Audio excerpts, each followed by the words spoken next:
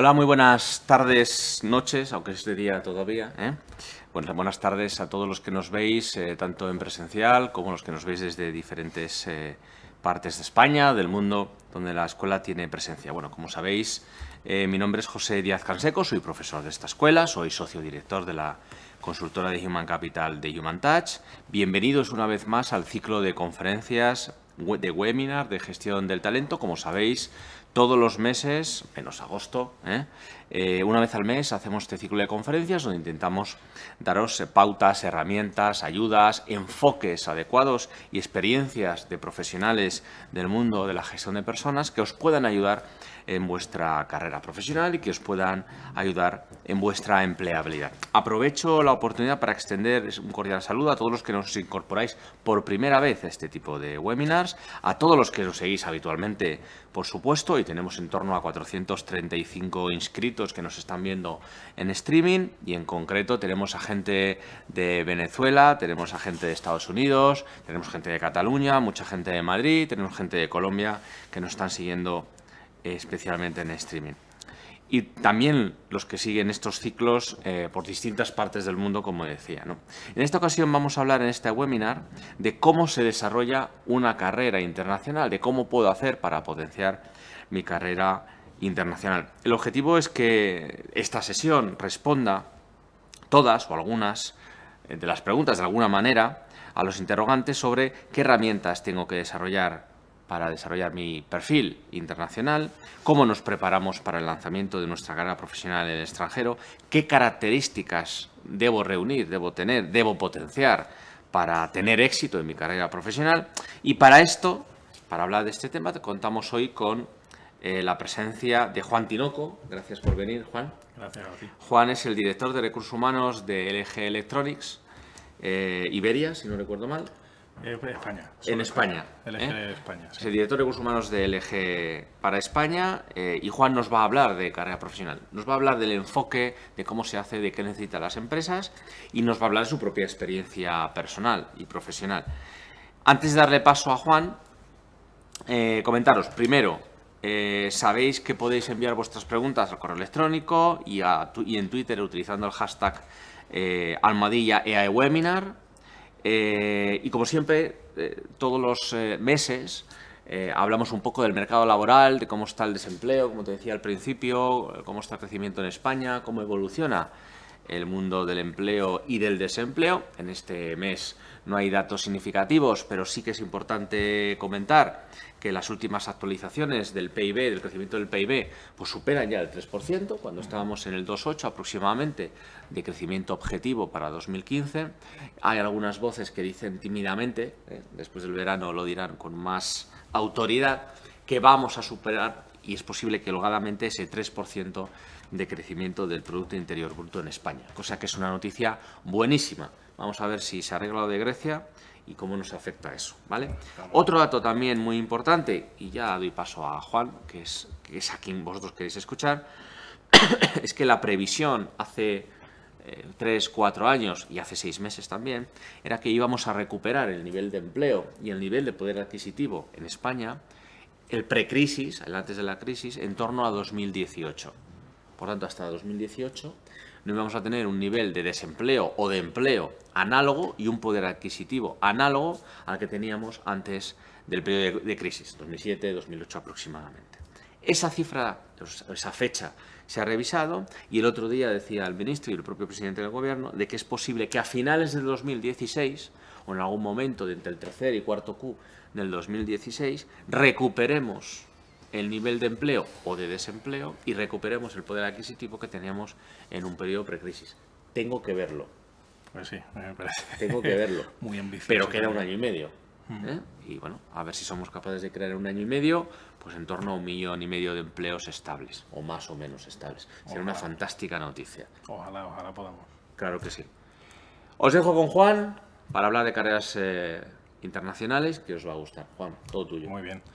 Pues muchas gracias, José, y obviamente en primer lugar dar las gracias a la escuela pues por haberme invitado a estar hoy con vosotros. A mí me gustaría hacer un planteamiento de la gestión de la carrera internacional de una perspectiva diferente a la que solemos escuchar. ¿vale? Y esa perspectiva diferente, enlazo ya con el guión, viene en que entendamos que la gestión de la carrera internacional es algo que se da entre dos sujetos, ¿no? Está el empleado y también está la empresa. Tradicionalmente yo siempre lo he visto desde un punto de vista del empleado. Oye, ¿qué es lo que tengo que hacer para desarrollarme? ¿Qué es lo que tiene que hacer la empresa para darme esa evolución que yo quiero? Y sin embargo muchas veces no tenemos en cuenta cómo funcionan las empresas por dentro, cuáles son sus propias necesidades. Y yo creo que eso es fundamental para que podamos pues unir esas dos voluntades y hacer conciliar el desarrollo con las necesidades de las empresas, ¿vale? Entonces, comenzamos, si os parece, por dar unos pequeños datos sobre el contexto, ¿no? Cómo se está viendo ahora mismo la movilidad internacional. Ha habido 3 grandes momentos en la movilidad internacional. Un primer momento entre los años 70, bueno, la década de los 70 y la década de los 90, en la que los exportadores de talento han sido fundamentalmente las empresas multinacionales americanas, ¿vale? Anglosajonas, vamos, Europa y Estados Unidos. Y hay el enfoque era mover a personas, empleados ya consolidados en la empresa entre 3 y 5 años para que lleven las operaciones. Es decir, yo tengo un modelo en mi país con una persona que sabe, que conoce los procesos, que es capaz de llevar las operaciones, lo muevo a otro país para abrir la subsidiaria o abrir las operaciones, abrir el mercado y sabe hacerlo porque es lo mismo que estaba haciendo en mi empresa, ¿vale? Hay un segundo momento, entre los años 90 y 2010, donde surge, obviamente, pues a los países emergentes, hay más movimiento. Comienza Latinoamérica a ser un país receptor de talento para esas multinacionales que están comenzando a abrir también y a abrir operaciones en ese sitio. Asia y la India empiezan a despuntar y ya sí que empieza a haber un movimiento más colateral, ¿no? Es decir, no solamente es Estados Unidos o Europa los que vayan exportando talento, sino que hay muchas personas de Europa que ya comienzan a irse a Estados Unidos, hay personas de Asia que empiezan a moverse dentro de los propios países asiáticos y comienza a haber también movimiento hacia países africanos que están empezando a desarrollar sus economías. En un tercer momento, que es lo que, como veis, estos datos salen del informe de un informe de Price, ¿vale? Que salió en el 2012 sobre temas de movilidad internacional. Lo que plantea es lo que ya hemos hablado, ya venimos escuchando muchas veces sobre el mundo sin fronteras, ¿no? Es decir, las personas trabajan en una empresa, trabajan por proyectos y se mueven allá donde el proyecto esté funcionando, ¿vale? Ya no hay yo soy de un país y me voy a otro, pero luego vuelvo, sino que puede ser una compañía china que desarrolla un equipo de personas europeas para abrir operaciones o realizar operaciones en un país africano, ¿vale? Ese es el concepto de movilidad internacional, dentro del cual es fundamental la gestión de la diversidad y la gestión cultural, ¿vale? Y obviamente pues todas las tecnologías a las que nos estamos acostumbrando ayudan a que vayamos a ese camino, ¿no? O sea que realmente el concepto de aldea global y economía global en materia de movilidad, desde luego, sucede porque ya no solamente es un tema de tecnología, sino que es necesario que las distintas personas se interrelacionen entre ellos, ¿no? Para desarrollar las empresas. A continuación veis probablemente alguno de vosotros hayáis visto esto alguna vez, de la consultora Boston Consulting Group, ¿vale? Aproximadamente cada 2 años realizan un estudio en el que preguntan a las empresas cuáles son los retos principales, ¿vale? A la hora de gestionar los recursos humanos. Y he señalado, veis ahí señalado en el círculo rojo, la gestión de la globalización y la gestión de la diversidad. En la zona amarilla, ¿vale? Se sitúan aquellos elementos o aquellos temas que tienen, bueno, pues una mediana necesidad de actuar. Lo curioso es que la gestión de la globalización y la gestión de la diversidad tan solo hace 2 años estaba en ese punto amarillo bajo, donde realmente las empresas hace tan solo 2 años no veían tanta necesidad de actuar. Cuando salió este informe el año pasado, en el 2014, ya se había colocado en tan solo 2 años en la parte roja, es decir, en aquellos elementos, en aquella zona de preocupación para las empresas, indicando, oye, en este tema nosotros tenemos que actuar y además tenemos que capacitarnos, ¿no? Por tanto, comienza a haber una concienciación de la importancia de este tema. Hablamos sobre todo de temas de multiculturalidad, cuando hablamos de diversidad. Es decir, trabajar con múltiples personas de orígenes diferentes, de religiones diferentes, de formas de pensar diferentes. Efectivamente. Y de referencias históricas o culturales diferentes, ¿no? Totalmente. Ya no se trata solamente de que sean etnias distintas o formas de pensar distintas, sino forma de actuación. Esa cultura propia de cada país hace que tu forma de trabajar sea distinta, ¿no? En nuestro caso, por ejemplo, trabajo en LG, una compañía asiática. El salto cultural es tremendo, es tremendo. Y ya no se trata de, es una mentalidad, es otra, no. Son formas diferentes de trabajar. Pero lo importante es que tenemos que ser conscientes como organización y luego por la perspectiva de los empleados, que tenemos que entendernos bien. Que no es un tema de falta de entendimiento, sino de forma de trabajar, de prioridades, ¿vale? El proceso de toma de decisiones. Por tanto, cuanto más conscientes seamos de cómo es el proceso de toma de decisiones de mis compañeros que están en el mismo proyecto que yo, los resultados obviamente van a ser mucho mejores, y lo mismo con ellos, ¿no? Es decir, ya no hay, lo que se está viendo en las empresas es que no hay una internacionalización, sino una globalización, ¿vale? Yo creo que esos dos términos es interesante distinguirlos. La internacionalización es yo hago esto aquí, me voy a otro país y hago lo mismo. La globalización es yo hago esto aquí, me voy a otro país, intento ver cómo piensan las personas de ese país, cómo actúa ese mercado, me adapto a ese mercado y de forma conjunta con distintas culturas hago lo más adecuado para que en ese mercado mi solución tenga la mayor efectividad. ¿Cuál es el elemento curioso? Lo veis aquí en un gráfico de un estudio de Deloitte, y es que la adquisición de talento, ¿vale?, es el cuarto elemento, el cuarto tema en cuanto a urgencia de las empresas, ¿vale? En primer lugar está el liderazgo, la retención, el compromiso y la propia adquisición de capacidades por el Departamento de Recursos Humanos. El cuarto, eso es para otro webinar entero, si queréis, que tiene mega también. ¿Vale? Para el público en general, de luego, la adquisición de talento es un tema urgentísimo precisamente por esto, por las necesidades que tenemos en todo el mundo, ¿vale?, a nivel de globalización, de cubrir las posiciones y desarrollar el talento. Lo curioso es que si veis la posición que tiene ese elemento en la tabla, mirando el otro eje, la capacidad o la preparación que tienen las empresas es enormemente baja. ¿Vale? Por tanto decimos, oye, es un tema importantísimo, pero no estamos tan capacitados como empresa para gestionar esa urgencia. Y aquí tenemos una buena noticia, por fin dentro del ámbito internacional en nuestro país. Me ha dejado pensativo el gráfico anterior, porque o sea, lo que está diciendo es que es muy importante. Gracias. Es muy importante la adquisición del talento, ser capaces de seducir, de ser atractivos para el pool de talento que pueda haber en el mercado, ser capaces de generar compromiso, que sientan los colores, vamos a hablar un poco de mi compañía, que se queden, que aporten. Y además en el gráfico anterior también decías que uno de los trendings era la gestión del talento. Y es que estamos hablando de gestión del talento. O sea, necesito capturar o ir a los caladeros donde está la gente mejor, más buena, y luego ser capaces de transmitirles cuál es el reto de esta organización o cuál es el proyecto de esta organización a medio o largo plazo, ¿vale? Luego veremos por qué lo del medio o largo plazo, cogiendo a la gente más buena o que más valor añadido pueda aportarme y que esté comprometida, ¿vale? O sea, al final todo eso es la misma pelota. Efectivamente. Los retos, sinceramente, cada vez que yo veo algún estudio de estos de cuáles son los retos de las empresas en los próximos años, todos van relacionados siempre con lo mismo, y es la importancia de las personas. Sea la captación, la retención, su nivel de rendimiento, su nivel de compromiso, en el fondo es una reflexión personal, ¿no? Pero hacia dónde van nuestras economías y la aportación de valor en las empresas, en el fondo es una gestión del conocimiento, ¿vale? De ahí todo el tema de las redes sociales, porque eso está generando tantísimo valor, y cada vez menos, a nivel de importancia relativa de aportación de valor, las manufacturas que ya tenemos un poquito más desarrolladas parecen como que tienen menos importancia.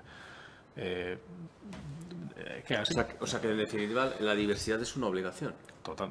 O sea, como no encontramos talento adecuado con un engagement o con un compromiso adecuado para trabajar en mi compañía, sea LG o sea la que sea, tengo que buscar el talento ahí donde está, y eso me obliga a una diversidad. Efectivamente. Y por lo tanto a una carrera internacional. ¿vale? Y movilidad internacional. Vale, me parece bueno ese punto. Es decir, ya no se trata de un desideratum, de una situación ideal, de oye, quiero desarrollar talento porque esto es positivo para la gente. No, se trata de una necesidad. Es una necesidad. Efectivamente. Y de hecho hay compañías que, bueno, que no han tenido éxito precisamente por no tener las personas adecuadas en los países que han ido viendo. ¿Vale? Es importante que, y miro directamente a la gente que nos está viendo, que cuando pensemos en diversidad no solo pensemos en diversidad cultural, como yo he comentado, o diferentes puntos de origen y demás. Hay un tema que está doliendo mucho desde hace algunos años en Estados Unidos, y es que la gente que ocupa las posiciones de responsabilidad en las empresas y los gobiernos también, y en las instituciones, pero vamos a hablar de las empresas, viene de los mismos colegios, de las mismas universidades, de las mismas escuelas de negocio. Por lo tanto, piensan de la misma forma, interpretan la realidad y los problemas con el mismo patrón, y toman las mismas decisiones. Eso es lo que se llama, o a mí en el cole me decían que se llama unidad de pensamiento. Si todos pensamos lo mismo, todos percibimos lo mismo, tomamos las mismas decisiones, no innovamos. Eso es. De hecho, cada vez más se está poniendo en valor y se está viendo lo positivo del conflicto. ¿No? Del conflicto en el sentido de, en un equipo en el que surja conflicto en un sentido positivo, significa que se van a discutir distintas opciones, diferentes criterios, y al final se va a llegar a una mejor solución frente a la situación de me gusta este empleado porque piensa como yo. Vale. Bueno, o sea, en lo diferente está el valor. Efectivamente. Bien, oye, me está gustando mucho este webinar. Muy bien. Continuamos entonces, y aquí es donde os decía que tenemos una buena noticia para nuestro país. En este gráfico, también del estudio de Deloitte, podéis ver cuál es el gap, que no sé cómo traducirlo, el agujero, la deficiencia, la desviación, ¿vale? La desviación de necesidad sobre capacidades, ¿vale? Eso es. Entonces vemos que países como España, Kenia sorprendentemente, pero España, Alemania, Suiza o India tienen el talento que necesitan, y es más, exportan talento, ¿vale? Cuando yo vi este gráfico realmente me sorprendió, porque por una parte, como empresa, y esto es algo que en las empresas lo decimos mucho, tenemos muchas posiciones que todavía no podemos cubrir, ¿vale? A pesar, lamentablemente, de todo el desempleo, el nivel de desempleo que tenemos, hay muchísimas posiciones cualificadas para las que no encontramos los candidatos adecuados. Pero es cierto, o sea, eso a nivel micro, pero es cierto que a nivel macro, si vemos los datos, somos exportadores de talento. Y en muchísimos países, yo lo puedo decir de la parte de mi experiencia afuera, pues los ingenieros son muy apreciados, las ciencias sanitarias son muy apreciadas, se paga muy bien fuera a los españoles.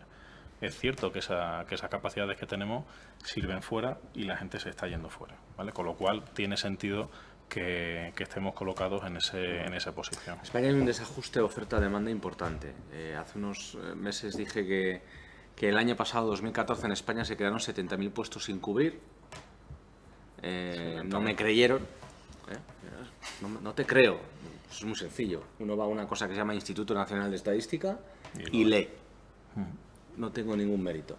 Pues 70.000 puestos de trabajo de nichos concretos, está claro, se quedaron sin cubrir el año pasado.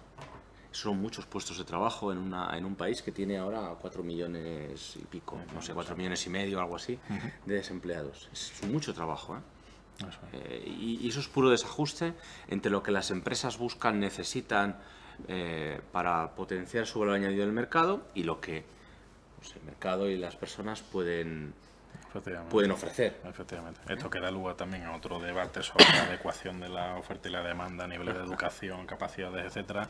La traducción a lo que nos interesa a nosotros es que la buena noticia para los alumnos que estáis hoy, que sois españoles, es que se nos aprecia fuera, afortunadamente, se nos aprecia fuera, y eso es importante, ¿no? Por contra, pues tenemos países como Estados Unidos, Holanda o Japón, que el dato de Japón también es sorprendente, es curioso, como tiene tantísima deficiencia de talento, ¿vale? Es decir, al final en Japón también es cierto que tú te puedes plantear, oye, es un país físicamente relativamente pequeño, se han desarrollado, también hay que mirar un poco la historia de Japón, ¿no? Y toda la crisis que ha tenido durante tantos años, cómo se han desarrollado de forma quizás muy centralizada o muy homogénea esas capacidades y esas profesiones. Japón, yo creo que invirtió durante mucho tiempo en un tipo de formación concreta que le ha servido para ese desarrollo que tuvo, obviamente, en los años 70 y 80, pero ahora se ha quedado innecesario. Con esa gestión del conocimiento que estamos diciendo, porque realmente son muy buenos a nivel de manufactura, pero no han dado ese salto que han podido dar otros países para esas profesiones o esas capacidades más de gestión del talento, con lo cual a nivel de país desde luego es también una reflexión importante. Es decir, lo que está diciendo el gráfico es que Japón en este caso no es capaz de disponer de todo el talento que necesita. Efectivamente. Por tanto, tiene que las empresas tienen una necesidad de talento mucho mayor de la que puede tener España. Sería otra lectura, ¿no? Obviamente. Sí. Interesantes datos, la verdad es que andan para reflexión. Este gráfico a continuación redunda un poco en lo que hemos ido hablando antes. He señalado ahí con la flecha. Eso es una autoevaluación de las propias empresas sobre su propia capacidad para tratar determinados temas, y en este caso es para hacer la movilidad global. Solo el 9% de empresas piensa que tiene una capacidad excelente para mover la gente. Solo un 9% de empresas. El 43% piensa que tiene una capacidad adecuada, pero es que el 48% de las empresas piensan que tienen una capacidad muy débil, inadecuada para hacer esa movilidad internacional. Con lo cual otra vez vemos esa situación que en el fondo digamos que puede ser un poco el resumen o el mensaje que me gustaría que quede en todo el webinar, que es, oye, necesitamos mover a la gente, queremos hacer movilidad internacional, pero las empresas también estamos viendo que no tenemos todos los elementos, todas las circunstancias, todas las herramientas adecuadas, por tanto puede haber un desajuste entre lo que necesitamos y lo que podemos realmente proveer, a pesar de que sea un tema muy importante para nosotros. Tiene que ser complejo, ¿no? Desde el punto de vista técnico. Gente, ¿no? Es muy complejo, luego veremos también un poco los detalles y realmente sobre el papel parece muy bonito, sí. Te muevo, pero la complejidad técnica, por una parte a nivel de procesos internos, pero luego también la propia capacidad de la persona, ¿no? Dice, oye, te mueves a otro país, es lo que esperaba, no es lo que esperaba. La gente entorno... yo creo que se crea unas expectativas en su pensamiento, ¿no? En su cabeza sobre cómo va a ser esa carrera, qué dificultades. Normalmente solemos pensar, cuando alguien se mueve, se suele pensar en la parte positiva, no suele pensar tanto en cuáles van a ser los obstáculos o las dificultades. Te pongo por ejemplo en ir a una carnicería y no saber cómo pedir eso, porque sí, en el trabajo hablas muy bien, pero tú vas a la carnicería o vas a un restaurante y no eres capaz de pedir. Esto que parece una tontería, cuando pasan 3 meses y ves que tiene dificultades, hay gente que efectivamente pues tiene sufrimiento. Eso es cierto, porque yo he trabajado con empresas suecas, entonces me iba a Suecia, tenían las reuniones, los meetings, no sé qué, y hablabas en inglés y te defendías. Luego ibas a cenar por la noche, hablabas de hobbies o de no sé qué, y parecías un pato, no sabías hablar. Porque tú estás acostumbrado a moverte dentro de un grupo de palabras y una jerga más técnica, más profesional, pero no sabes hablar del bote, del barco, del no sé qué, no manejas y no te encuentras cómodo, ¿no? Y eso partiendo de que es un país que habla en inglés. Si te trasladan a Hungría, vete a la carnicería de tu barrio a ver si eres capaz de pedir carne, ¿no? Es decir, que al final la propia vida, el concepto de movilidad internacional no solo va hacia esa parte profesional, cambia tu vida entera. Y en eso es lo que tenemos que pensar. ¿Y qué le aporta a la persona? Porque yo creo que ese ejemplo que has puesto ahora, que es personal, o sea, no es profesional, es personal, es muy ilustrativo. ¿Qué le aporta a un profesional irse a vivir 1 año, 2, 3, 5, 10 a otro país? Y no hablo de culturas. A nivel personal, ¿qué le puede aportar? A ver, a nivel puramente personal, más obviamente de la parte cultural, es el enfrentarse, para mí es el enfrentarse a situaciones nuevas. El adquirir la conciencia de que te queda tantísimo por aprender, que hay personas que actúan de forma diferente y eso no quiere decir que sean ni mejores ni peores, sino que tienen otra costumbre, ¿vale? Pongo el ejemplo, pedir comida china en un alemán.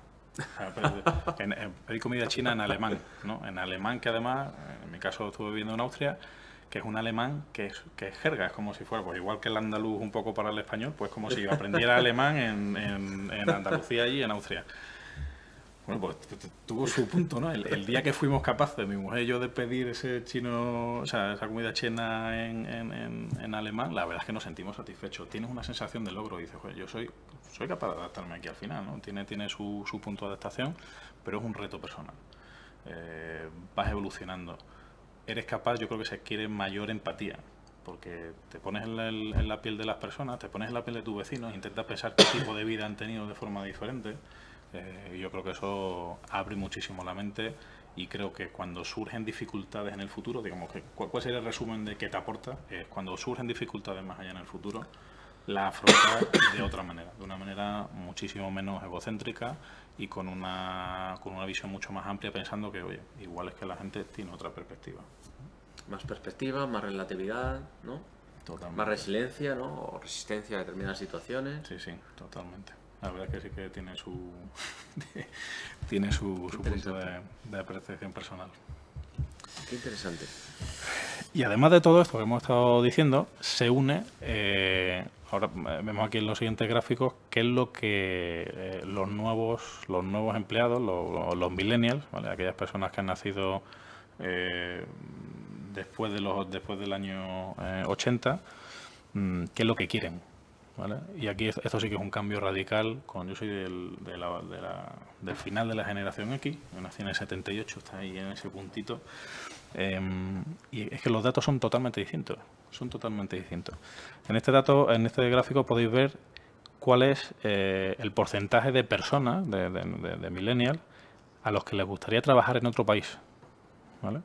Entonces, el área en la que menos es Asia, con 69%.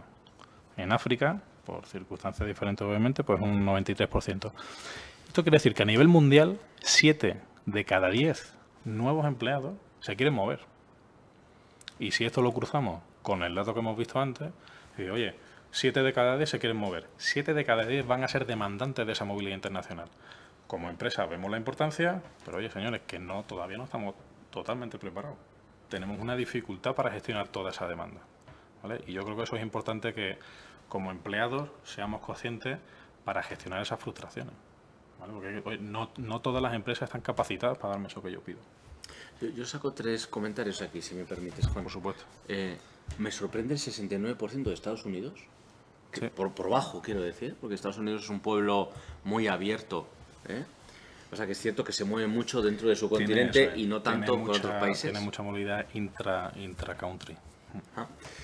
Otro dato es que en España, con el tema de la crisis y tal, esos porcentajes han subido hasta llegar al dato que nos da Juan, pero es que gente de más de 45 años que esté dispuesta a moverse internacionalmente supera el 40, el 45% de la gente que está dispuesta, que es más, tiene más mérito, ¿no? Porque tienes tu vida construida y tienes tus raíces en ese país o en esa comunidad autónoma o lo que sea, ¿vale?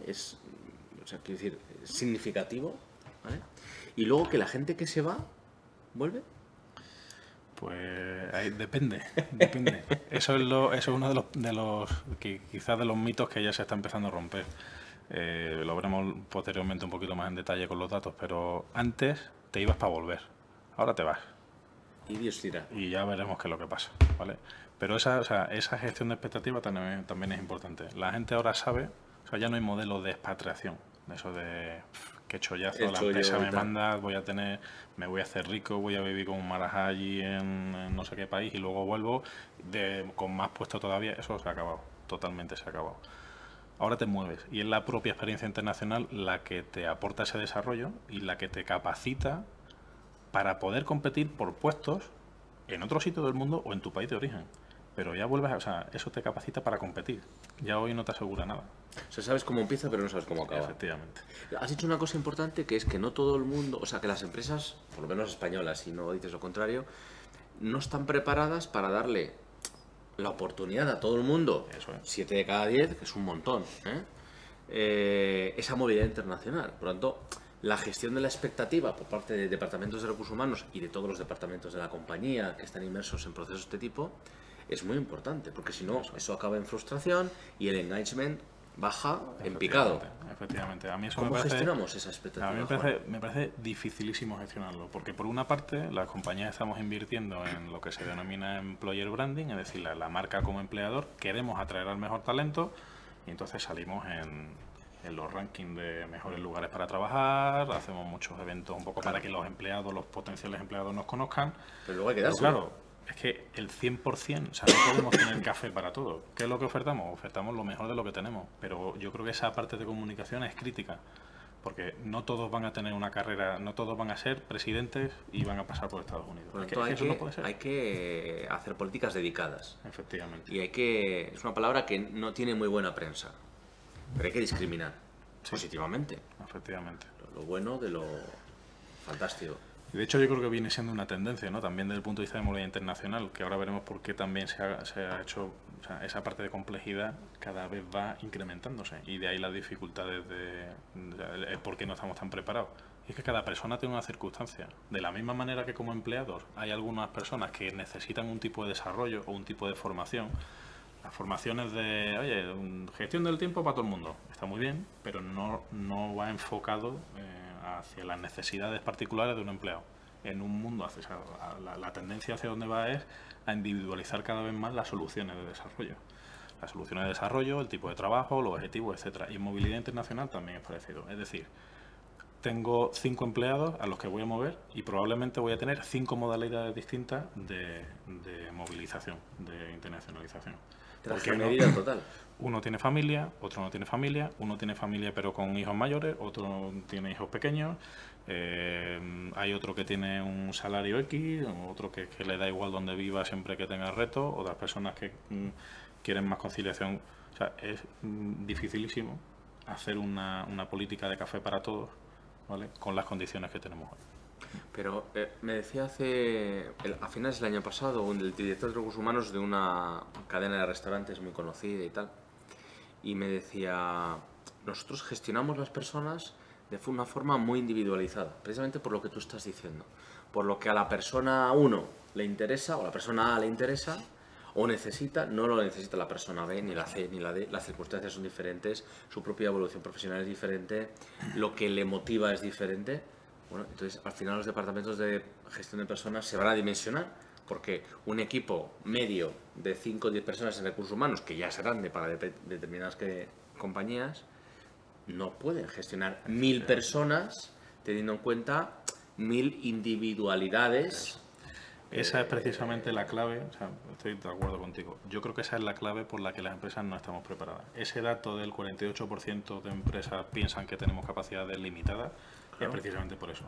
Porque no podemos, o sea, no tenemos recursos suficientes para dimensionar, ni económicos, pero sobre todo humanos. Claro. Es que no es lo mismo gestionar un programa o coger un HR Business Partner que gestiona un colectivo que decir, no, yo gestiono 5, porque estos 5 tienen peculiaridades. Efectivamente. Por eso, cuando tenemos limitación de recursos, nuestra política es, bueno, voy a hacer con la mejor voluntad posible, voy a hacer este programa. Oye, no puedo individualizar, que sea lo mismo para todo el mundo.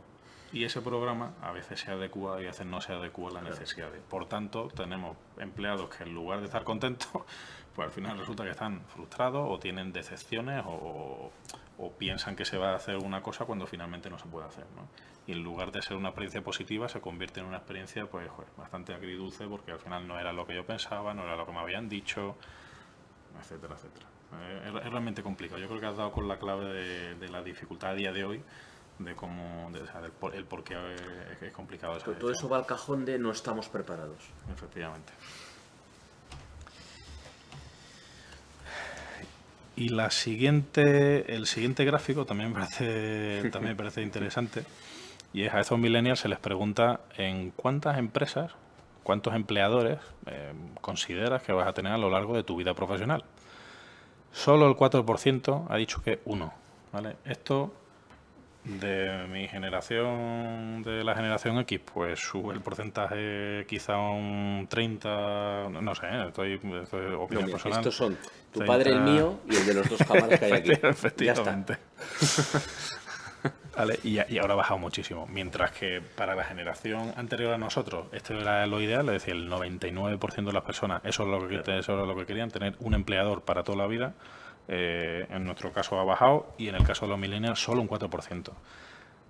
54%, es decir, la mitad aproximadamente de la gente piensa que va a tener entre 2 y 5. Pero es que el 16% piensa o espera tener hasta 9, de 6 a 9 empleadores, lo cual quiere decir que tienes que vas a tener una rotación en un año y medio, 2, 3 como máximo, ¿vale? Y aquí mi reflexión sería, ya el punto de vista de empresa y como de desarrollo personal la reflexión es miedo. Oye, ¿qué vas a hacer en un año y medio? Claro. Es decir, es cierto que el mundo va mucho más rápido, que en la economía del conocimiento las curvas de aprendizaje en las posiciones se reducen, pero ¿de verdad crees que puedes tener un desarrollo profesional en tan poquísimo tiempo? Yo creo que esa es una parte más de gestión de carrera a nivel personal, que obviamente depende del puesto, no es lo mismo el junior que cuando tienes una posición de mucha más responsabilidad, pero si hay un punto en el que yo quizá llamo un poco más a la introspección de cada uno, que sería, oye, ¿qué tiempo necesito para consolidarme? ¿Vale? Y aquí hay tendencia a que cada vez la gente quiere correr más para tener posiciones de responsabilidad y quieren tener, pues no sé, hay un 9% que quiere tener más de 10 empleadores. Pues yo me parece muy bien. Yo aquí tengo mi propia hipótesis, ¿vale? Lo de la broma que he dicho antes de que tu padre, el mío y tal, es porque, en mi caso, mi padre solo trabajó en una empresa. Y eso era muy común. La generación de veteranos, que ahora tienen 60, 70, por ahí, lo habitual era trabajar, quizás empecé de aprendiz en una o de no sé qué, y a lo mejor trabajé en otra más. Eso, no mucho. O sea, 2 era el estándar, ¿vale? Mi tesis sobre, oye, con un año y medio, ¿qué voy a hacer si esa es la media? Yo separaría un poco.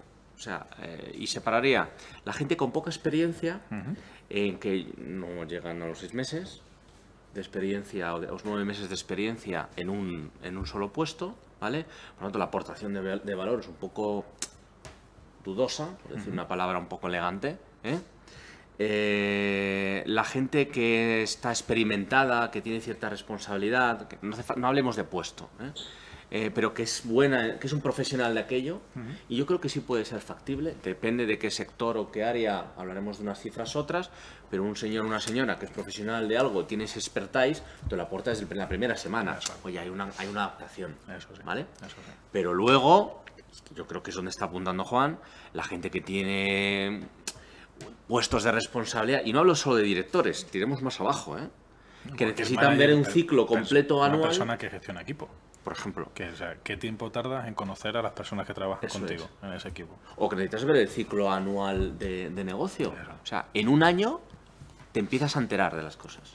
En un año y medio no eres capaz de aportar valor, de recoger frutos, bla, bla, bla, bla. Sí, creo que es un buen punto esa diferenciación, porque es cierto que también un poco de la tendencia del mercado de trabajo hacia trabajo por proyectos. Oye, el que es experto en un proyecto, en una metodología, lo puede hacer aquí y allí, y realmente puede hacerlo hasta en varias empresas a la vez, que es un poco hacia la tendencia. Sí, el mundo colaborativo. Efectivamente. Ahora, digamos, en posiciones o en formatos de trabajo un poco más tradicionales, efectivamente la curva de aprendizaje y de capacidad para dar resultados se acorta, pero no creo que no tanto, ¿no? Ahora que aquí habría que entrar mucho en detalle para discriminar efectivamente entre qué tipo de trabajo es. Pero que es cuanto menos problemático, ¿no? Que es preocupante. Sí. Y la parte de la derecha, bueno, pues ese dato es un poco más esperado. ¿Cuáles son los países hacia los que a estas personas les gustaría ir para trabajar? En primer lugar vemos que son los angloparlantes, Estados Unidos, Reino Unido, Australia, Canadá, y ya el resto de países con resto de idiomas viene hacia abajo, ¿vale? Alemania, Francia, Suiza, y vemos que España está en una posición con un 20% de personas que les gustaría ir a España, ¿vale? Así que esos son los datos, ¿vale?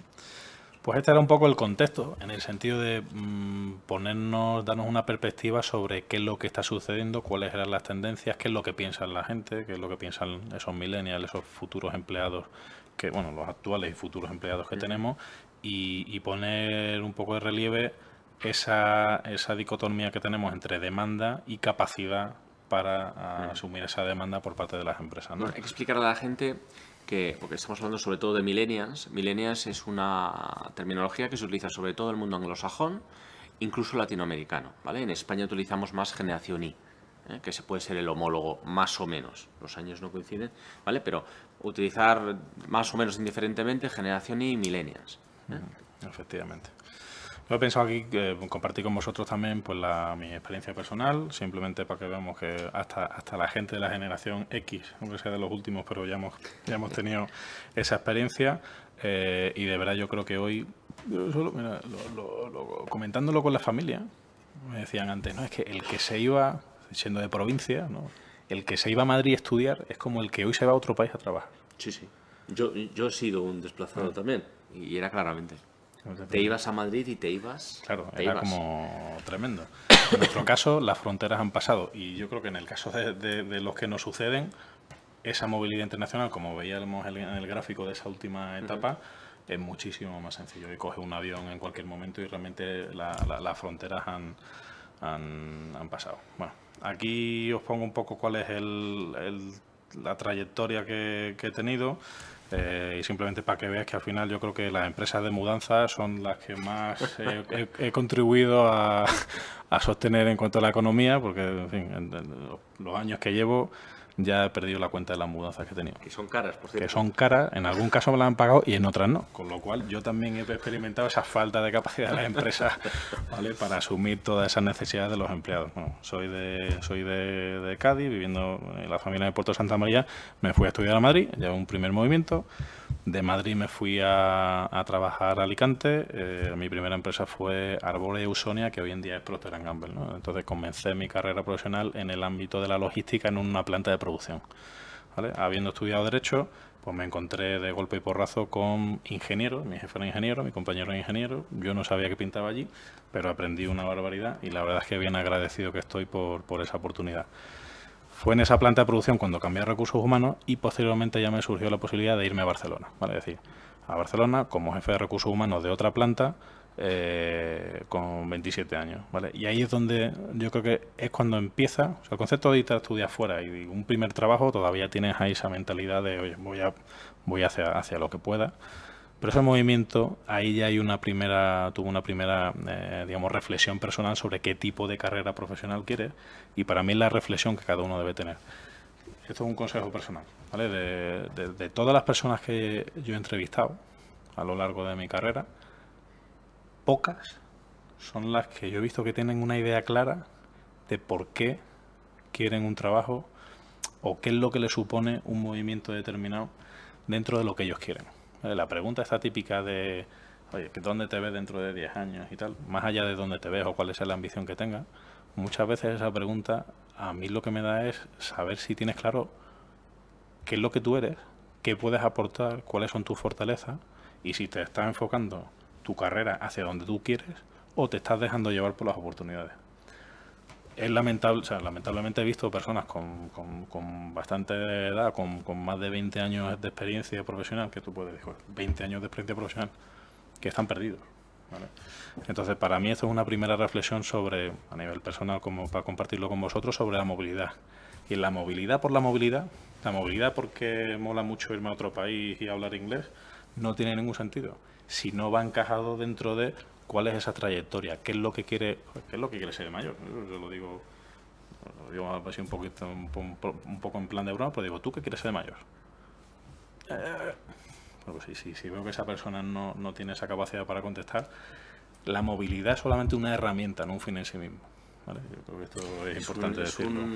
Es una recomendación, es un consejo excelente y yo creo que es uno de los problemas que tiene nuestro país. Aunque yo soy tremendamente más joven que Juan. Qué mentiroso soy. Es cierto que nosotros en el colegio, en el instituto, esas cosas, que ahora sonará raro, no teníamos a nadie que nos dijese, ¿no?, por dónde, ¿no?, o que nos diese luz. Había un servicio de orientación en mi instituto donde el señor me decía, apúntate informática que tiene futuro, ¿vale? Esto, ¿qué es la electrónica de informática? Eso, el disquete este blando que... Disquete blando. Sí, sí. Bueno, eso es un problema. Y en Estados Unidos ya hace algún año, yo lo sé desde hace 2 o 3 años nada más, pero se han dado cuenta y están dando servicios de coaching a gente que está en la high school y que tiene que decidir cuál carrera o qué universidad va a elegir, ¿vale? Que sabéis que es un proceso diferente que en España. Y utilizan coaches que van a correr con mi hijo o mi hija, o que van a la piscina, o que van a merendar, o que van a tener una reunión, que los acompañan durante un periodo de tiempo largo, de meses, para conocerlos bien, descubrir, bueno, pues por qué tiene más sintonía, o porque puede estar más capacitado o capacitada, y por lo tanto orientar a esa persona a lo que tiene más sentido que oriente su carrera profesional. Totalmente. Ese coaching, que no es el coaching tradicional que nos puede sonar o que podemos conocer, yo creo que es tremendamente importante. Y estamos hablando de gente de clase media, no de clase alta, que se gasta mucho dinero en coach y entrenadores para orientar a sus hijos. ¿Vale? Sí, sí. Y luego me parece tremendo, porque al final, si lo piensas, ¿dónde dónde te vas a sentir más desarrollado? ¿En qué tipo de posiciones puedes rendir más? En aquello lo que realmente se te da bien.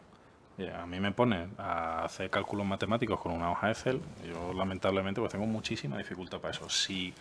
Si acabo en un puesto de recursos humanos que requiere mucha parte de cálculo, analítica, tal, no sé qué, pues yo, lamentablemente, no es mi punto fuerte. Entonces, mi desarrollo, mi propia sensación positiva de aportar valor como empleado se va muy limitada. ¿Vale? Y esto es a lo que yo me refiero con lo de utilizarlo como una herramienta y no como un fin en sí mismo. Y es esa movilidad internacional a ese puesto, a ese proyecto, en ese país, con ese contexto, con la edad que tú tienes, con la situación familiar que tú tienes, ¿encaja en ese camino o no encaja en ese camino? Eso es. ¿Vale? Efectivamente. Porque además solemos ocupar el puesto que es el primero que nos dan, ¿no? Cuando salimos de la carrera universitaria... ¿Usted por qué es auditor? Literal, sí, ¿eh? Sí, sí. ¿Usted por qué es auditor? No, es que yo terminé ADE y es el trabajo que me salió. Estupendo. Sí, llevo 30 años. Sí, llevo 30 años. Y ahora no, ahora quiero cambiar un poco mi orientación. Digo, estupendo. Vale, vamos a ver cómo lo hacemos. Porque lo que me gusta es el marketing. Y he descubierto que me gusta el marketing, lo que habías descubierto hace 30 años. Eso es, complicado. Yo creo que es importante invertir en edades tempranas para saber en qué estamos capacitados, tenemos más potencial y luego intentar ir hacia allí, porque luego es un problema. Es cierto que te encuentras con mucha gente y en esta escuela nos encontramos con gente que está haciendo programas executive o determinados cursos superiores y vienen y te dicen, oye, mira, yo tengo 45 años, tengo 50 años, tengo 35 años, llevo 10 años trabajando en no sé qué, pero me quiero dedicar a otra cosa. Bueno, pues partes de cero, porque no tienes experiencia, no tienes formación ahí, no has desarrollado tu potencial y tus habilidades hacia ese sitio, sino hacia otro. Entonces, ¿vas a pagar ese peaje? Hombre, no, yo no puedo cobrar tampoco. Yo no puedo entrar ahora en una compañía para aprender a hacer lo mínimo, porque yo tengo 15 años de experiencia, sí, pero lo tienes en esa práctica y no en otra, ¿no? Y eso hay que tenerlo muy en cuenta. Entonces, yo le diría a todos los que nos ven, porque es muy importante el consejo que os ha dado Juan, y a vuestros padres, que si en algún momento hay que invertir en un coach, sobre todo, es cuando uno tiene que decidir cuál es el camino. Porque esos consejos y esa ayuda, esa orientación, yo creo que es de la más valiosa que hay. Y luego el camino lo haces tú, eso está claro. Luego llegarás, no llegarás y se te plantearán 100.000 obstáculos. Pero si tienes clara la meta, pues obviamente sabrás hacia dónde dirigirte. Efectivamente. Muy bien, pues nada, por continuar con el tema, pues en Barcelona, por situación familiar, volví otra vez a Cádiz. Esa mudanza la hice con furgoneta, no quiero ni contar cómo fue aquello. Hay una tirada, ¿vale? Aproveché esa temporada pues para hacer un máster y ahí fue cuando ya reposicioné un poquito la carrera en una consultora, Development System, donde comencé un poco a profundizar, saliendo de la... O sea, por ejemplo, ¿qué movimiento? Oye, ¿por qué me quiero ir a Madrid otra vez y volver a empezar? Pues porque había estado 7 años en área industrial, en una planta de producción, en la que me estaban limitando muchísimo, con 28 años que tenían en ese momento, sobre cuál era la verdadera dimensión de las empresas. Hay gente que quiere desarrollar toda su carrera ahí y yo veía que quería o tenía potencial para hacer otras cosas. Ese movimiento a mí me sirvió para hacer un reposicionamiento y para conocer otras áreas de la empresa que no conocía, comercial, marketing, ¿vale? Si no lo hubiera hecho en ese momento, pues un poco la línea de lo que estamos diciendo, me habría sido muy difícil hacerlo posteriormente. Y después pues me surgió la oportunidad para liderar la implantación del Departamento de Recursos Humanos en Red Bull, la compañía de bebidas energéticas en España, y ahí es donde viene la última flechita, la oportunidad que me surgió para liderar el sur de Europa, que sería la siguiente diapositiva, desde Austria, ¿vale? Entonces he estado pues, en Austria, en la central de Red Bull, en Salzburgo, llevando al sur de Europa. En el sur de Europa, en su caso, pues eran 11 países que están, o sea, 11 países con clúster que están pues en la zona mediterránea. ¿Qué podría plantear? O sea, ¿qué consejo, qué un poco reflexión tenéis ahí? Esto al final es una decisión de familia, y eso también yo se lo digo a todo el mundo, todos los que se plantean salir. La decisión de salir, la decisión de, oye, yo soy susceptible de ser movido internacionalmente, es una decisión importantísima. Si se lo comunicas a la empresa ya te tiene en cuenta. Lo que no tiene sentido es que digas sí, sí, sí, porque creo que es importante, y luego a la hora de la verdad, pues digas que no. ¿Vale? Eso pasa más, lo reímos, pero pasa más de lo que pasa, de lo porque que hay mucha creéis. gente que se siente obligado a decirlo. Yo creo que es necesario decirlo desde el principio y dejar claras las expectativas. Ahora, en el momento en el que tú piensas que sí, se lo comunicas a la empresa, no es una decisión tuya, es una decisión de toda la familia. ¿Vale? En mi caso, con un niño de 6 meses, pues vete a otro país, ¿vale? Sin conocer cuál es el sistema educativo, sin conocer la lengua, en este caso alemán, partiendo de cero, con muchísima ilusión, con muchísimas ganas, pero esto hay que hablarlo con la familia, ¿vale? Y a eso es lo que me refiero con lo de, oye, ¿qué buscas como unidad familiar? Y de verdad que eso es el consejo que yo lo doy a todo el mundo.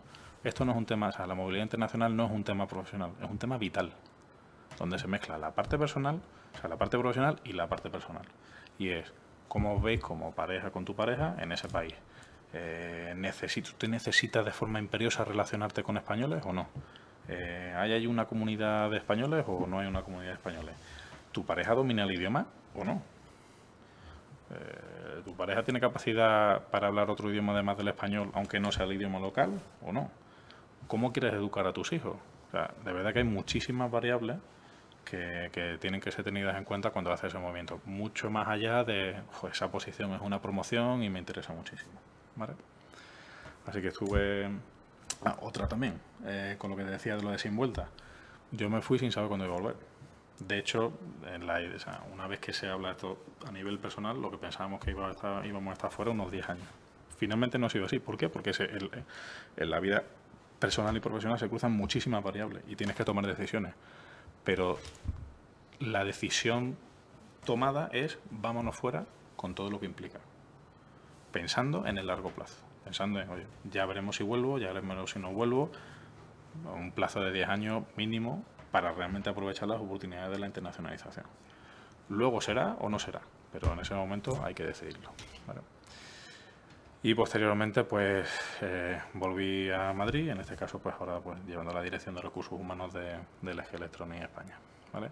Así que como decía, pues bastante mudanza, tiene un coste personal obviamente importante, pero también tiene un enriquecimiento que de verdad yo no lo cambiaría por nada, ¿vale? A pesar de que ha sido la vuelta antes de lo que nos habíamos planteado, pues mira, hay al final pues, tengo una segunda hija, he aprendido alemán un poco a chapurrear y puedo pedir comida china en alemán y este tipo de cosas que parecen tonterías, pero poco a poco te van enriqueciendo y obviamente pues toda la parte cultural y de gestión de empresa que implica conocer pues otros países, ¿vale? Así que nada, simplemente por compartir esa perspectiva muy desde el punto de vista personal y no tanto desde el punto de vista de gestión, que es lo que ahora hablamos.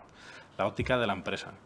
Para mí este es el punto fundamental. Y con tiempo me tenemos 10 diciendo minutillos, 10, 15 minutos. Para mí la parte de esta óptica de la empresa es la fundamental. A mí me gustaría que todos los que estáis con nosotros hoy en el webinar seáis conscientes de cuáles son las dificultades de la empresa, por qué es tan complicado y por qué es tan complicado que alguien que se mueve internacionalmente tenga todas sus expectativas cubiertas.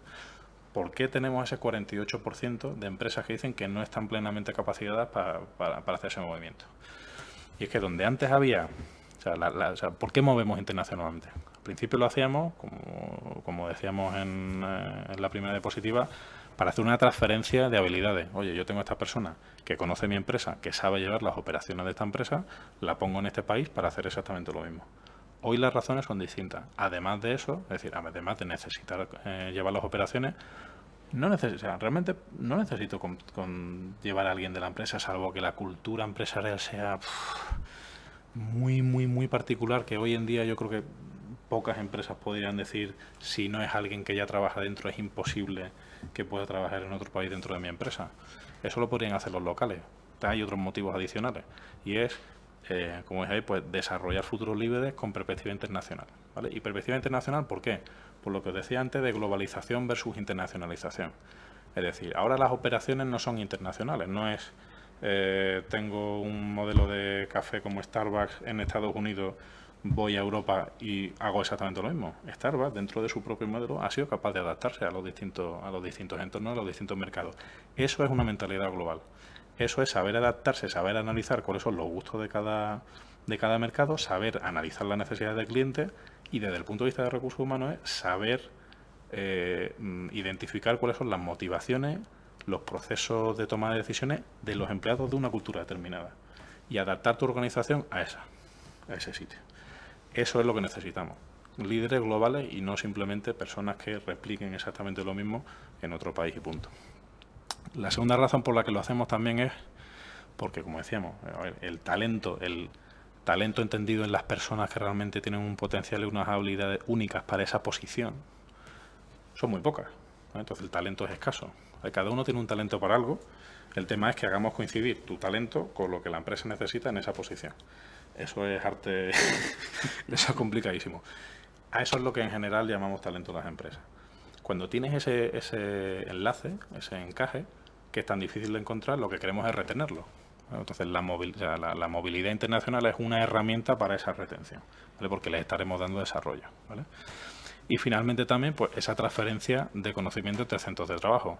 Dentro de una economía global, en una empresa global, pues, el concepto de best practice o mejores prácticas, resulta que en Brasil han hecho un programa, una iniciativa local estupenda que podríamos replicar en otro sitio. Para replicarlo nuevamente necesitamos personas capaces de identificar cuál es la clave de ese programa y adaptarlo al mercado local, ¿vale? Todas esas son las razones por las que hoy lo hacemos. Y hay una razón, y este gráfico a mí también me parece muy relevante, y es la movilidad es un tema de coste, ¿vale? Entonces, quiero que veáis las dos perspectivas. Siempre pensamos desde la perspectiva del empleado. Como empleado, yo quiero que me desarrollen, yo le pido a la empresa muy internacional, es una experiencia enriquecedora, muy bien. Pero en el fondo las empresas tienen un punto de coste, o sea, movimiento, toma de decisiones por coste. Y aquí lo que nos está diciendo es que gran parte de las decisiones de movilidad vienen motivadas o bien por unos incrementos de costes directos o bien por costes de oportunidad. Es decir, oportunidades no aprovechadas, beneficio no ganado por no haber tomado las decisiones adecuadas. Oportunidad de mercado no identificado. Un nivel de crecimiento que no hemos llegado a alcanzar por no tener al talento adecuado. Es decir, todo el potencial que la empresa puede tener no se alcanza, eso es un coste de oportunidad, debido al talento. Y esa es la razón fundamental que es lo que nos lleva, porque si no, lo que haríamos sería contratar personas en el país. Simple y llanamente. Que es muchísimo más sencillo, que nos evita tener complicaciones, nos evita incrementar los costes, es que es tremendo, ¿vale? O sea que yo creo que para mí este gráfico es importante. Y luego viene, y aquí un poquito por veros también, la experiencia que yo he tenido aquí ha sido curioso, porque estando en recursos humanos y habiéndome movido internacionalmente, he visto el mismo proceso desde los dos sitios al mismo tiempo. Oye, y hay veces que he tenido un conflicto personal, a nivel de, joder, sé que esto es importante, pero fíjate cómo me está afectando. Todos los aspectos que hay que tener en cuenta para que vosotros sepáis todo lo que implica a una empresa mover una persona de un país a otro, ¿vale? Y seguro que me olvido algo porque yo no soy el experto fiscalista de todos los elementos administrativos. En primer lugar, un proceso de selección interna. ¿Cómo selecciono la persona que quiero mover internacionalmente? Habrá varios candidatos o habrá varias personas cualificadas. Imagínate si encima soy una empresa global y tengo un candidato en cada país. ¿Cómo soy capaz de identificar quién es la persona que mejor encaja en esa posición? Esa ya es un primer punto. Segundo, y suele ser el quebradero de cabeza y muchos de los elementos de negociación, la compensación total, ¿vale? La compensación total, donde hablamos de salario y beneficio, ¿vale? Es decir, no solamente tu salario, sino también qué beneficio. Oye, ¿qué nivel de coche tienes? No es que en mi país de origen yo tenía un nivel de coche de 3 y aquí mi posición es uno menos. Bueno, pues es que joder, te tienes que adaptar al país. No, es que yo vengo de... Y ahí es donde se generan las dificultades. Fijaos en el gráfico de la derecha, de la izquierda, donde veis la misma posición, ¿vale? los diferentes niveles de retribución que tiene en países latinoamericanos, ¿vale? Eso sería gerente senior, un senior manager o lo que sea, ¿vale? La misma posición en distintos países, trasladado a dólares, toda esa diferencia. Tú imagínate que tú vives en Perú y de repente te trasladan a Honduras a realizar el mismo trabajo o uno superior. Hay que ir a Chile. Hay que ir a Chile, Juan. Efectivamente. ¿Vale? Y de verdad que ahí está la dificultad y es, ¿cómo le dices a una empresa? O sea, a ver, no te puede bajar el salario, pero si tú lo que pretendes es incrementarlo, es que te chocas con la equidad interna. Es decir, el problema de la globalidad es que nos enfrentamos con... O sea, estamos viendo gente con unas condiciones a mercados con otras condiciones totalmente distintas. Y ahí es donde vienen las quejas, ¿vale? Luego, en la parte derecha, luego también hay que tener en cuenta cuáles son los incrementos estimados de... O sea, la estimación de incrementos salariales. Pues resulta que en unos países, pues, si tú estás en India por un nivel de salario, ese salario que te van a poner, ya hay una estimación de lo que lo puedes incrementando año a año a un 10%, mientras que si te vas al Reino Unido es un 3%. ¿Vale? O mira Singapur y China. Es decir, de Singapur a China tienes el doble en cuanto a previsión de incremento salarial. Con lo cual, el que sea, oye, no, yo me quiero ir a China, no a Singapur. Oye, no, es que la oficina la tenemos en Singapur. Supongo que eso obedece a una lógica fiscal de inflación y demás, porque en un país donde los incrementos retributivos están en torno al 10-12%, entiendo que hay una inflación enorme y, por tanto, o subes al 12% o te quedas atrás, ¿no? Efectivamente. Entonces, fijaos, si es una persona que va con esa mentalidad de yo me cambio de país, el problema es cuando surja otro reto en otro país, ¿con qué salario se va? Volvemos al de atrás. Te quedas con ese incremento, obviamente no puedes bajar, pero si vas a otro país con unas condiciones muy inferiores, resulta que y se han dado situaciones, yo he vivido situaciones donde un manager intermedio cobraba casi igual que el presidente. De verdad que es complicado de gestionar, ¿vale? Porque no le vas a bajar salario a la persona, pero es que no tiene sentido tampoco que el presidente cobre lo mismo. Si seguimos ahí, luego también hay un buen elemento adicional en cuanto a cálculo de netos versus brutos, que también suele ser un quebradero de cabeza habitual. No, yo te incremento, te mueves de un país a otro y te voy a incrementar un 5%, pero en neto o en bruto. No, en bruto. Oye, no, es que resulta que la fiscalidad, caso real también de hace relativamente poco, persona que se traslada a Holanda y resulta que en Holanda, dentro de la Unión Europea, tiene un régimen fiscal diferente, que yo sinceramente no tenía ni idea hasta hace pocos meses, y entonces resulta que a pesar del incremento salarial que se le había hecho, cobraba menos que ahora. O sea, menos que su posición anterior. Entonces, oye, es que como empresa necesitamos tener una planificación fiscal y una serie de conocimientos técnicos que realmente son complicados hasta para los expertos de gestionar, ¿vale? Entonces, si mezcla el salario bruto versus el salario neto, la diferencia salarial de equidad interna, la movilidad, pues como veis, cada vez sigue siendo más complejo. Luego nos vamos a la siguiente, proceso interno de aprobación, ¿vale? Entonces, vale, ya decidió la persona, ya sabes qué salario. Ahora ve y que lo firme todo el mundo. Todo el mundo sabe que a nivel interno, cuando alguien mueve de una persona a otra de país, al final tiene que tener todo el mundo alineado. Luego negocia con el empleado, ¿vale? Negocia con el empleado, que esté de acuerdo, que esté todo concreto, si tiene vuelta o no tiene vuelta, como os decía, ahora ya casi todo obviamente sin vuelta, pero esas expectativas también hay que gestionarlas. Luego está el cambio físico, esa perspectiva que yo os había planteado de, oye, la mudanza que parece una tontería, una mudanza internacional es tremendo, sobre todo si tienen niños pequeños. Me voy antes con la familia a la ciudad un fin de semana a ver la ciudad para ver un poco cómo es o no. ¿Sería capaz yo de vivir allí o no? ¿Es una ciudad para familia o es una ciudad para solteros? O sea, que no es lo mismo irse a vivir a Nueva York que a Singapur. No es lo mismo. No, para nada. Entonces, ¿voy un fin de semana o no? ¿Me lo va a pagar la empresa o lo tengo que pagar yo? ¿Voy con la familia o tengo que ir solo? Todas estas cosas que parecen pequeñeces, pero al final son importantes. No se adaptará. Claro. Luego viene oye, llegas allí, cómo contratar los suministros, en un país y además no hablas el idioma, te tiene que ayudar alguien, firma el contrato de alquiler, te lo paga la empresa o lo pagas tú a través de un allowance, o sea, distintas modalidades y distintas complicaciones. Luego está el tema de la asesoría fiscal, oye, vete en el momento del año que te convenga. Porque resulta que por la regla de... Esto también tenía experiencia personal complicada de que si te vas en junio en vez de en mayo, resulta que viene mejor porque eres no residente fiscal, mientras que si te vas en mayo, eres residente fiscal y vas a tener que pagar en España más.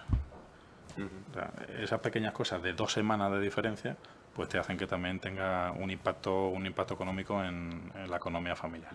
Luego, oye, me voy fuera. ¿Me incluye viajes para volver a ver a la familia o no? En Navidad me tengo yo que pagar los billetes de toda la familia para ir a pasar la Nochebuena con la familia o no. O sea, bueno, sí, se incluye, no se incluye. Luego resulta que hemos dejado una posición vacante en el país de origen. La empresa tiene que cubrirla, con lo cual otro proceso de selección metido por ahí, ahora ya supuestamente local, será más sencillo, pero también es otro punto que hay que tratar.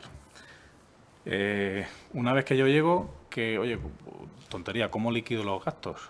Pues si resulta que yo tenía una tarjeta corporativa en el país de origen y ahora resulta que lo tienes que pagar con tu tarjeta personal y luego liquidarlo por otro sistema, alguien me tendrá que formar ahí.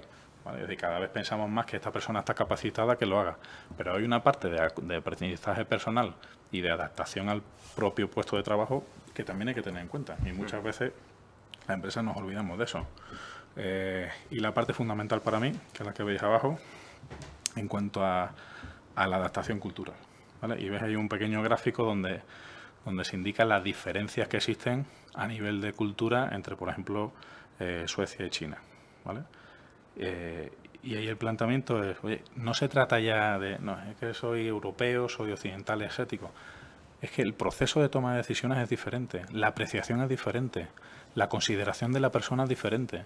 La cultura del país hace que, pongo un ejemplo, en las culturas asiáticas suele ser normal no tomar decisiones en las reuniones. Alguien puede decir, oye, es que esta gente no toma decisiones. No, es que tienen otra forma de tomar decisiones. ¿Por qué? Porque en su cultura el enfrentamiento, la discusión en una sala de reuniones es visto como ofensivo. Entonces las decisiones se toman después o antes. Por tanto, si tú quieres tomar una decisión en una reunión, tienes que antes trabajar con las personas, con los stakeholders que van a tomar la decisión, para que sean capaces de llevar ese consenso a la sala. Mientras que en las culturas occidentales, lo lógico, lo que nosotros entendemos con lo lógico es analizar todos los escenarios, discutir en un sentido positivo, o sea, de debatir sobre el tema y alcanzar una decisión entre todos. Eso no está bien visto por ellos. Estas pequeñas cosas hacen que tú puedas fracasar o no fracasar en un puesto de trabajo. Claramente. ¿Vale? Así que realmente yo creo que solo quería poneros en contexto de la dificultad que tiene todos esos procesos internos. Por eso íbamos hacia la individualización que comentábamos antes. Oye, ¿tienen familia o no tienen familia? ¿Tienen niños pequeños o no? ¿Lo tienes que meter en un colegio internacional o van a aprender el idioma desde cero? ¿Lo vas a integrar ahí o no? ¿Eres una persona que viaje o no viaje? ¿Necesitas coche grande, pequeño? Mil historias, ¿vale? Por eso hemos pasado de la expatriación, como veis ahí en la siguiente, a una serie de distintas soluciones en función de las necesidades concretas que hacen ese matching entre la empresa y las necesidades de la empresa y del empleado. Pues asignaciones de corto tiempo, personas que van 6 meses a hacer un proyecto a un país, ¿vale?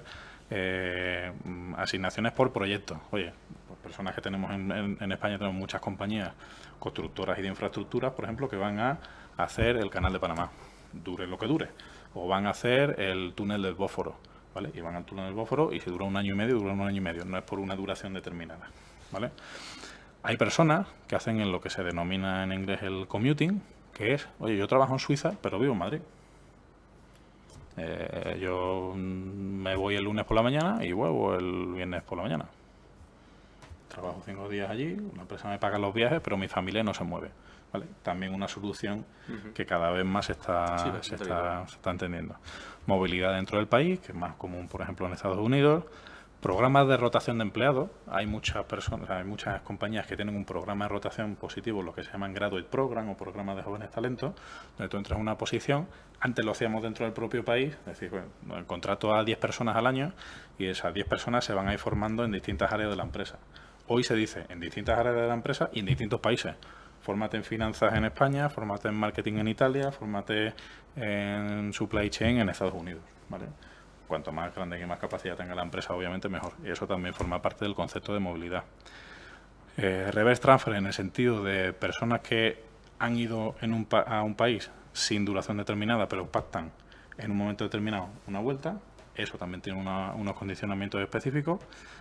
Está aquí la figura que se llama en el informe de Price los global nomads, o los nómadas globales.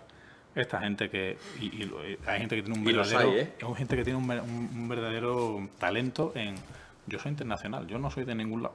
Mi casa es mi maleta. Es increíble, ¿eh? Y están sí. 2 años en un país, 5 años en otro año en otro, y lo que van buscando es esos retos. Y esas personas están contentas con esa forma, y también hay soluciones específicas dentro de la empresa para eso, ¿vale? O si no, pues un cambio puntual, que es un poquito lo más habitual, el One Way Relocation, que sería este caso tradicional que tenemos en la cabeza de movilidad. Oye, yo estoy trabajando en un país, me sale una oportunidad y me muevo a Austria con carácter indefinido y ya veremos qué es lo que pasa. ¿Vale? Entonces, ese era un poquito la... ¿Lo dejamos aquí? ¿Te parece? Sí. Para ¿Y mí entramos con preguntas? perfecto. Sí, estupendo. No ha estado mal, ¿eh? Ha estado muy bien, ¿eh? Yo no suelo decir esto, ¿eh? Pues nada, te lo agradezco, te lo agradezco. Vamos a hacer una cosa, vamos a empezar con preguntas. Yo tengo un montón, pero bueno, estoy ya intentando abrir el correo y el Twitter porque recibo preguntas. A ver, si no, mientras esto acaba de cargar, voy haciendo yo alguna. Tengo por aquí 5. Tema idiomas. ¿Qué pasa con los españoles y los idiomas? Pues mira, yo Asignatura pendiente.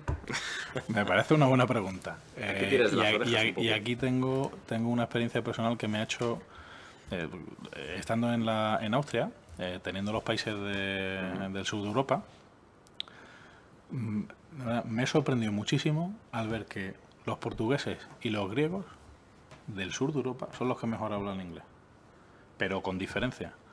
¿Vale? El norte de Europa es otra cosa distinta, pero sur de Europa, portugueses y griegos. Y a mí eso me llamó la atención. Digo, joder, ¿cómo puede ser posible si hasta los alemanes, que teóricamente tienen la base anglosajona, no hablan tan bien como ellos? Bueno, pues rascando un poquito y hablando con ellos, resulta que la televisión... seguro que hay otros factores, pero es que la televisión en Portugal y en Grecia no se traduce. No se traduce. Está subtitulada. Entonces, la música que adquiere con el idioma la escuchan desde pequeños. Entonces, tirón de orejas totalmente. Esto es un... Aquí yo tengo un tema personal. Pues al final, pues decir, no, es que la gente tiene más posibilidades de inglés o no. Bueno, yo he tenido la experiencia y la valoro muy positivamente de intentar aprender un idioma de cero, como es el alemán, de cero totalmente. En 2 años, pues he pasado al B1, ¿no? el A1. En 2 años he pasado al A1, que son como los 3 subniveles. Es decir, chapurreo lo básico, puedo mantener, puedo escuchar un poco una conversación de trabajo en la empresa, ¿vale? E intervenir un poco. El alemán es muy difícil y a mí me han dicho, aquí, como no te tires aquí 8 años, olvídate de hablar alemán. Y efectivamente tiene un proceso de aprendizaje. Ahora, lo que yo planteo, y para mí es una reflexión hacia todos los españoles, los idiomas, no, da igual que sea el inglés u otro idioma, los idiomas no se aprenden con 2 fascículos o 2 manuales. Es un proceso de verdad del que quiere aprender. Y es un proceso de ve películas en internacional, escucha las noticias en internacional. Hoy tenemos muchísimos medios tecnológicos que nos permiten hacer todo. Lee, interactúa. O sea, aprender idiomas no es de el empleado que está en la empresa y dice, es que yo quiero ir una hora a la semana. Así no se aprende, ¿vale? Entonces sí, pues yo creo que es una asignatura pendiente, pero creo que de forma colectiva, poco a poco cada vez va mejor y ahora con las tecnologías tenemos más fácil de que los niños vayan escuchando pues los dibujos animados, por ejemplo, en inglés, y hasta los niños que están empezando así, se nota que ya están empezando a tener más capacidad que la que tenemos nosotros. Completamente de acuerdo. Hay que hablar con Mariano Rajoy para que quite las doblaciones. Pero de... son un lobby fuerte, ¿eh? Sí, lo sé. Un lobby fuerte. Tema movilidad internacional. En algunas compañías, bastantes compañías, el tener una experiencia residencial, no viajar una semana a Estados Unidos o Asia, lo que sea, tener una experiencia residencial, habiendo cambiado tu residencia habitual y demás, en otro país, en otra cultura, no en Francia, que está aquí al lado, es un requisito indispensable para ocupar posiciones de responsabilidad a partir de determinado nivel hacia arriba. ¿Cómo ves esto? Y en el caso contrario, las personas que no tienen esa sintonía, si tú crees que eso es un freno o un techo para estas personas. A ver, es una pregunta Sí, yo lo ligaría con la reflexión que hemos hecho antes sobre la internacionalización versus globalización. ¿Vale? Cada vez las compañías, a ver, es cierto que es un requisito, también es cierto que es en determinado tipo de compañía, ¿vale? Eminentemente multinacionales, ¿vale? Con varios países de operaciones y en el que al final la movilidad es un hecho. Entonces, si tú tienes una posición de responsabilidad y no has salido nunca de forma continuada, no has tenido esa experiencia de tener que ponerte en la mente de otra cultura, de otro país, de otras personas, para saber cómo adaptarte, difícilmente vas a poder ser un buen gestor de personas teniendo a 5, 6, 10 nacionalidades en tu equipo. ¿Vale? Por tanto, yo no lo veo tanto como un requisito que ahora nos ponemos así en plan, es que ahora, antes era, hay que tener máster y no, eso qué. Es un tema de necesidad, ¿verdad? O sea, personas que no sean capaces de abrir su cabeza y tener esa experiencia internacional, porque aquí puedes tener mentalidad internacional, pero la experiencia internacional y lo que de verdad se aprende es obviamente en el puesto de trabajo. Desde aquí puedes tener esa mentalidad, pero no adquieres esa experiencia. El que no tenga la oportunidad, o los hay, que no quieren salir, ¿no? Yo que quiero llevar varios países, pero sin moverme de mi casa. Está muy bien, pero eso no te va a dar esa experiencia que en muchas empresas se requiere, porque vas a ser incapaz de gestionar de forma óptima un equipo con 15 nacionalidades diferentes. Esa es mi perspectiva. Compartimos, me parece.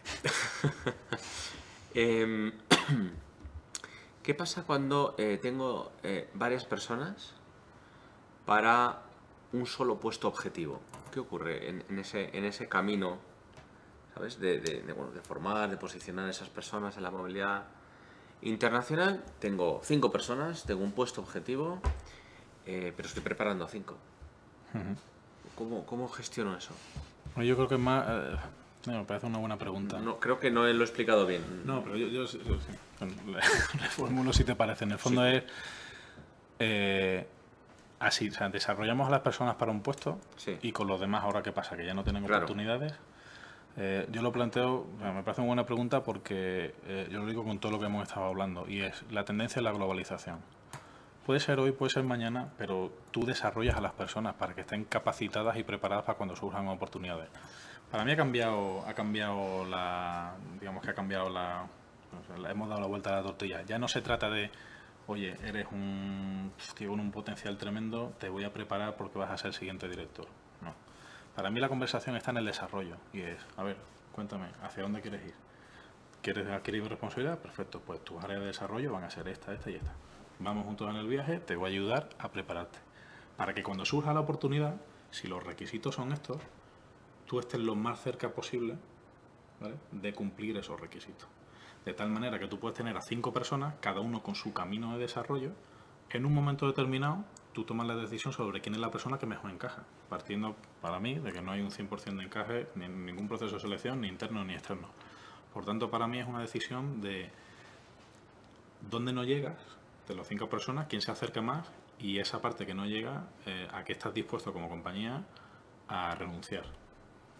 Por tanto, hay gente que se acercará más, elijo a esa persona, pero eso no quiere decir que el desarrollo, ese camino de evolución que tienen el resto de empleados se pare.